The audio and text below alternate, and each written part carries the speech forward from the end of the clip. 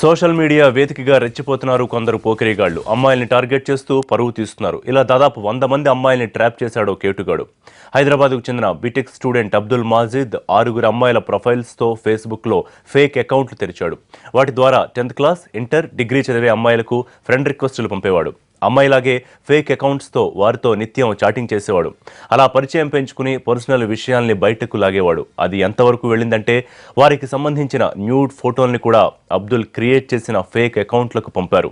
ఇలా మొత్తం 100 మందికి పైగా హై ప్రొఫైల్ స్కూల్స్, కాలేజీలకు సంబంధించిన అమ్మాయిల ఫోటోలు సేకరించిన అతగాడు తర్వాత బ్లాక్మెయిల్ చేయడం మొదలెట్టాడు. తాను అడిగినంత ఇవ్వకపోతే వెంటనే ఆ ఫోటోల్ని ఫేస్బుక్లో పెడతానంటూ బెదిరిస్తూ వచ్చాడు. ఇతడి బాధితుల్లో కొందరు సైబరాబాద్ సైబర్ క్రైమ్కు ఫిర్యాదు చేశారు. దీంతో మొత్తం తేగలాగి అబ్దుల్ మాజిద్ను వలపన్ని పట్టుకున్నారు పోలీసులు. ఈ పోకిరీగాడి లిస్టులో ఎంతమంది యువతులు ఉన్నారు, బ్యాక్గ్రౌండ్ ఏంటి అన్న వివరాలని ఆరా తీస్తున్నారు.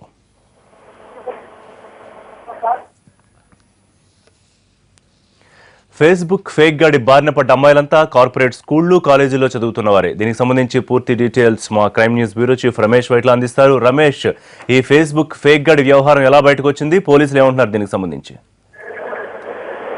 హైదరాబాద్ చెందిన ఒక అమ్మాయి ఇటీవల కాలంలో ఒక ఫేస్బుక్ లో ఒక వ్యక్తి ఒక అమ్మాయి తోటి విపరీతంగా చాటింగ్ చేయడం మొదలుపెట్టింది. అయితే ఆ సదరు అమ్మాయి టెంప్ట్ చేసి ఆ అవతల పక్క నుంచి ఒక న్యూడ్ ఫోటోలు పంపించి ఈ అమ్మాయి సంబంధించి న్యూడ్ ఫోటోలు పంపించమని చెప్పింది. దీంతో టెంప్ట్ అయిన అమ్మాయి హై ప్రొఫైల్ స్కూల్ సంబంధించిన అమ్మాయి వెంటనే న్యూడ్ ఫోటోలు పంపించడం జరిగింది. ఆ తర్వాత ఆ ఫోటోలను పెట్టుకుని సదరు వ్యక్తి అబ్దుల్ మాజిద్ అమ్మాయిని బ్లాక్మెయిల్ చేయడం మొదలుపెట్టాడు. అంతేకాకుండా తనకు పోలీస్ డిపార్ట్మెంట్ లో చాలా మంది పరిచయాలు ఉన్నాయని చెప్పడం జరిగింది. దీంతో అమ్మాయి భయపడిపోయి కొన్నాళ్ల పాటు ఎవరు చెప్పకుండా ఉండిపోయింది. అయితే ఈ అబ్దుల్ మాజిద్ బ్లాక్మెయిల్ పెరిగిపోవడంతో చివరకు సైబరాబాద్ పోలీస్ కమిషనర్ ని అమ్మాయి ఆశ్రయించింది. తనకు సంబంధించిన న్యూడ్ ఫోటోల్ని బయట పెడతానని, ఫేస్బుక్ లో పెడతానని బెదిరిస్తున్న అబ్దుల్ మాజిద్ పైన చర్య తీసుకోవాలని చెప్పి అమ్మాయి పోలీసులు ఫిర్యాదు చేసింది. దీంతో వెంటనే సైబర్ క్రైమ్ పోలీసులో కేసు నమోదు చేసి అబ్దుల్ మాజిద్ సంబంధించిన ఫేస్బుక్ అకౌంట్స్ అన్నిటి కూడా సీజ్ చేయడం జరిగింది. ప్రధానంగా అమ్మాయిలకు సంబంధించిన ఫోటోలతోటి 6 ఫేక్ అకౌంట్స్ అని అబ్దుల్ మాజిద్ క్రియేట్ చేయడం జరిగింది. దీంతో అమ్మాయిలందరికీ రిక్వెస్ట్ పంపించి అమ్మాయిలకు సంబంధించిన సమాచారాన్ని ఇతను ఎప్పటికప్పుడు తెచ్చుకోవడం జరిగింది. అంతేకాకుండా అమ్మాయిని టెంప్ట్ చేసే విధంగా ఈ అబ్దుల్ మాజిదే అమ్మాయిలకు సంబంధించిన న్యూడ్ ఫోటోల్ని వాళ్ళతో చాటింగ్ లో పెట్టడం జరిగింది. తర్వాత అమ్మాయి టెంప్ట్ అయిపోయి ఇటు ఈ అబ్దుల్ మాజిద్ కూడా ఫేక్ అకౌంట్స్ కి పెద్ద ఎత్తున న్యూడ్ ఫోటోలు పంపించారు.